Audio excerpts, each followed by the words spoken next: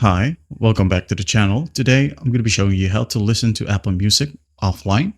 All right, that is pretty easy to do. Just go ahead and look for the music that you wanted to listen offline.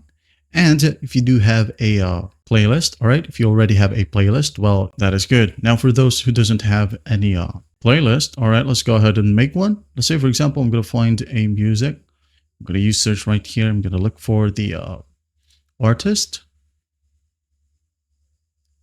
Now, what I'm going to do here is just basically go to the music itself or the music title. For example, here, I'm going to tap on this one right here, the three dots.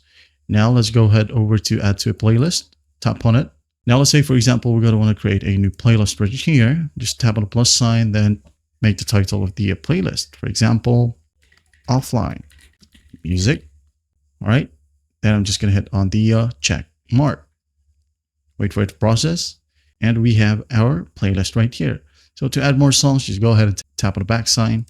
And then tap on the three dots again. Add to playlist right here in offline music. Even if it says offline music right there, don't worry, it will still play online. All right, add to playlist. Now, as you can see, we have added three music right here in the offline playlist.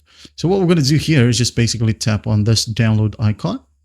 All right, tap on it and download progress right here will show.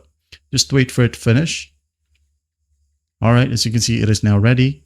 When the music have this particular icon, that means that it is downloaded and ready to play whenever you're offline. All right, basically when you go offline, you can just go ahead and go to your library and play whatever song, whatever you want right here in this particular playlist.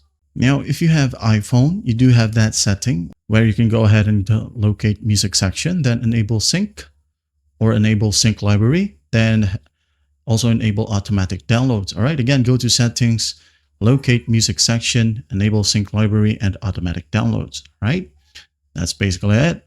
Well, I hope this video helps and I'll see you in the next one.